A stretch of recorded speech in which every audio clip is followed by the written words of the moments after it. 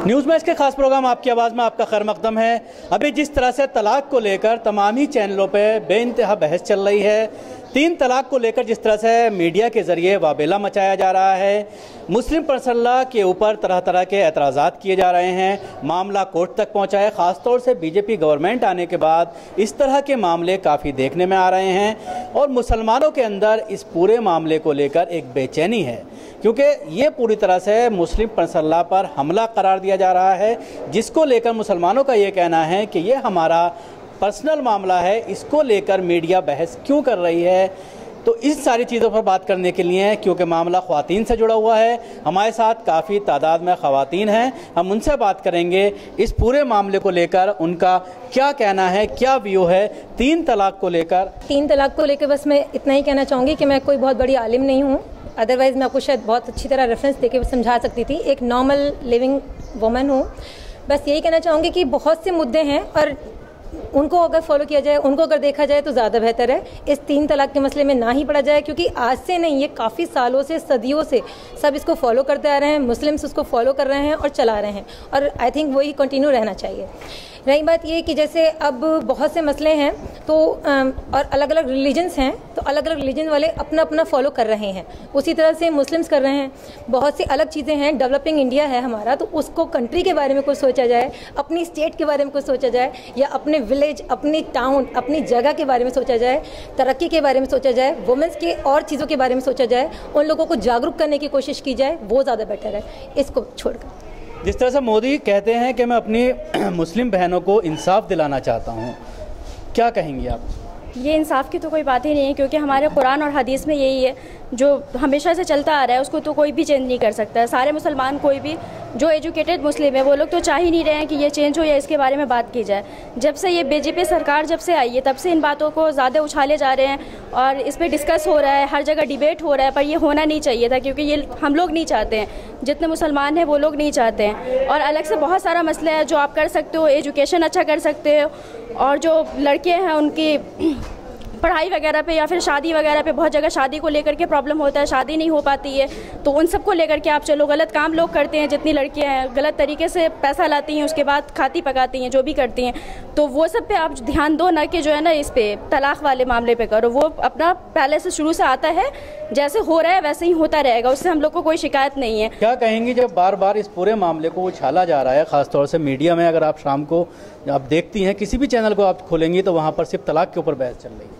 जी, इसके अलावा भी बहुत सारे मुद्दे हैं, बहुत सारे इश्यूज़ हैं जिस पे काम होना चाहिए। जैसे मुझे लगता है कि हमें तो मतलब यहाँ की जो शहरी है, जो सिटीजन है यहाँ के, इनको जो है बेसिक नेसेसिटीज अभी तक नहीं मिली, और उस पर बात नहीं होती। एजुकेट करें, अगर हमसे हमदर्दी है तो हम हर एजुकेशन के लिए इंतज़ाम करें, अगर हमसे हमदर्दी है तो हमें सही साफ प्योर हवा मिले, हमें सांस लेने के लिए। यहाँ पे अगर अभी मसला जो हुआ था कि सांस नहीं ले सकते थे, सिगरेट की जैसे नहीं पीने वालों के अंदर भी वो चीज़ आ जा रही है कि धुआं अंदर भर रहा है, बच्चे जो पैदा, बहुत जो स्मोक हुआ था जो उस वक्त, तो पूरा ही एयर पोल्यूटेड है, वाटर पोल्यूटेड है, कुछ भी जो है वो साफ नहीं है। यहाँ तक कि दूध से लेके खाने की चीज, मसाले जो हैं वो हर चीज़ में जहर भरा हुआ है, सब्जियों में, फ्रूट में।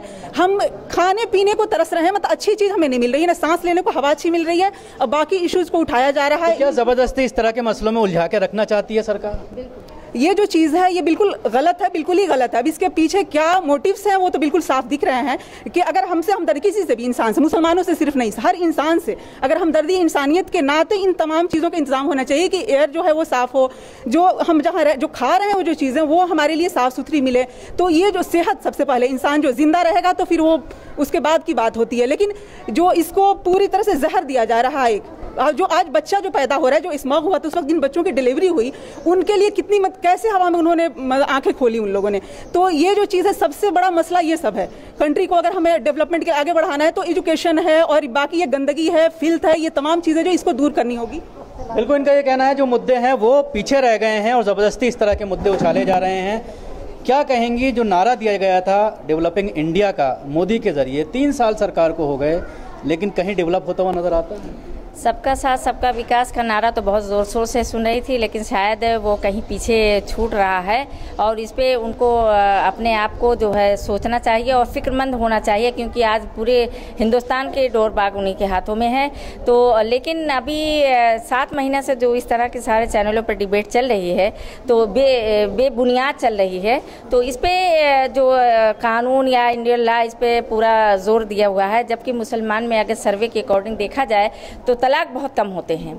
और इसमें जो परेशानियां औरत फेस कर रही है और जो मर्द भी फेस करते हैं उस तक तो वो पहुंच ही नहीं पाते। मैं ये कह रही हूँ कि जो डिबेट के लिए जिन औरतों को बुलाया जाता है, जो आम औरतें जो घरों में इज्जत के साथ रही हैं और वो सम्मान करना भी जानती हैं और इसके लिए मुतालबा भी करना चाहती हैं, उनको इससे बिल्कुल दूर रखा जाता है।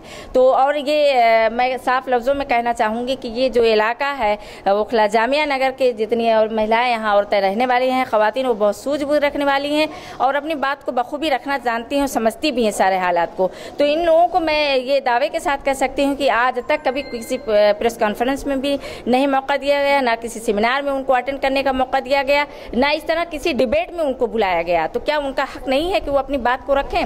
और जहाँ तक तलाक का सवाल है तो इस तरह जब हमारे हज़ारों और लाखों उलमाए दीन इस पर सहमत हैं, हमारा सबसे बड़ा इस्लामी प्लेटफार्म मुस्लिम पर्सनल है, अगर उस बात से जो इनकार कर रहा है लगातार और उस पर बार बार जोर दे रहा है तो हम भी उसमें सहमत है। इसलिए कि जो एहसन तरीका है, जो तलाक कुरान वाज़े तौर पर कुरान और हदीस के ज़रिए अल्लाह ताला ने हमें बताया है और औरतों को पूरी सम्मान और हुकूक के साथ बताया है, तो हमें ये हमारा पर्सनल मामला है, इस्लामी हुकूक का मामला है, तो ये हमारे ऊपर ही छोड़ देना चाहिए, बल्कि उसमें जो किस तरह की इंटरफेयर वो छोड़ दें। और अगर इस तरह के मसाइल से आ रहे हैं तो मुस्लिम पर्सनल से के कायदीन से मेरी ये गुजारिश है कि उन पे इनमें जो है आम महिलाओं को भी इन्वॉल्व करें, जिनके जो रोज़ फेस करती हैं इस तरह की परेशानियां जिनको हो रही है। क्योंकि तलाकशुदा बेवाएँ यहाँ इतनी ज़्यादा हैं इस इलाके में कि एक बार मैंने 3 महीना पहले यहाँ सर्वे किया था तो मुझे 200-250 लेडीज़ ऐसी मिली कि जो जो ख़ानदान और विरासत के नाम पर वो अपने आप को घुट रही हैं, लेकिन वो किसी न किसी उसको इज़्ज़त बचाने के लिए अपनी बात को दूसरों से नहीं कह पा रही हैं। तो इनको किस तरह से उनकी रोज़ा ज़िंदगी कैसे वो गुजारें, कैसे, हाँ बिल्कुल, वो इस पर फोकस होना चाहिए। उनके ज़राए मास कहाँ से मुहैया किए जाए, इस पे उनको फोकस होना चाहिए। किस तरह की ज़िंदगी गुजारने पे अपने घरों पे भूखी रहती हैं वो, लेकिन समाज के डर की वजह से नहीं कह पा रहे हैं। तो इसमें हुकूमत का पूरा ताउन होना चाहिए। बिल्कुल, इनका कहना है कि इस तरह के मुद्दों को ना उछाल करके जो महिलाएं हैं उनको जो मेन स्ट्रीम में लाना चाहिए और जो उनकी परेशानियां हैं उनका हल पूरी तरह से निकालना चाहिए।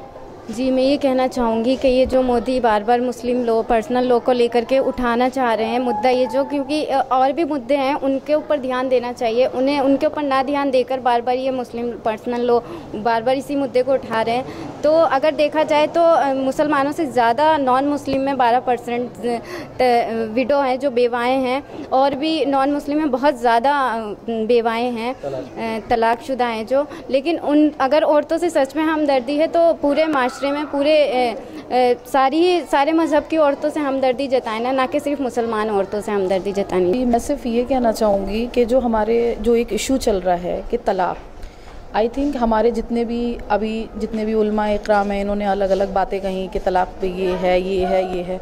आई थिंक ये कोई इशू है ही नहीं। जब हमारे जितनी भी मुस्लिम्स लेडीज़ हैं, हम लोगों को कोई प्रॉब्लम नहीं है तो इन लोगों को क्या प्रॉब्लम है। और उसके अलावा भी कुछ करंट टॉपिक्स हैं जिनको उठाया जाना चाहिए। एजुकेशन है, छोटी छोटी बच्चियां हैं, गरीब बच्चियां हैं, उनके लिए आई थिंक खाने के भी लाले पड़ रहे होंगे घरों में, उनके लिए खाना भी मुहैया नहीं हो पा रहा है।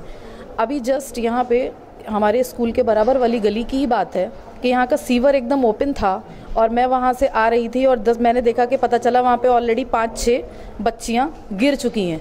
तो वो तब कोई देखने नहीं आया, जो कि अभी जो करंट मामला चल रहा है वो सिर्फ तलाक है। आई थिंक उसे पहले देखा जाना चाहिए था कि भाई यहाँ पे क्या हुआ है, कैसे हुआ है, हम इसका निपटारा कैसे करें। और उसके बाद ये कि जैसे अब ये इलेक्शंस चल रहे हैं, आ रहे हैं, तरह तरह के वादे कर रहे हैं, आप तब कहाँ थे जब इतनी प्रॉब्लम्स हम लोग फेस कर रहे थे? आप तब कहाँ थे? मैंने यहाँ पे देखा है जब भी हम अपने घरों से बाहर निकलते हैं तो होटल्स बिल्कुल ओपन है, खाना पक रहा है वहाँ पे, कोई कुछ नहीं। आप पैकेट्स पे जो हमारे खाने के पैकेट्स आते हैं उन पे आप ISI मार्क लगा के बेचते हो, फ्रेश खाना हम लोगों को मिल रहा है। वो क्या है? और इस फ्रेश खाने का क्या, आई थिंक आप उनको क्लोज करवाइए, बंद कराइए, ढक के रखें खाना। अब यही खाना घर जाएगा, बच्चे खाएंगे, लेडीज़ खाएंगी, कितने बीमार पड़ेंगे और उसके बाद फिर वही हॉस्पिटल्स में जाएंगी और वहाँ पे भी कुछ होने वाला नहीं है। तो आई थिंक तलाक का मैटर, इसको क्लोज करके हमें इन सारी चीज़ों पे ज़्यादा ध्यान देना चाहिए।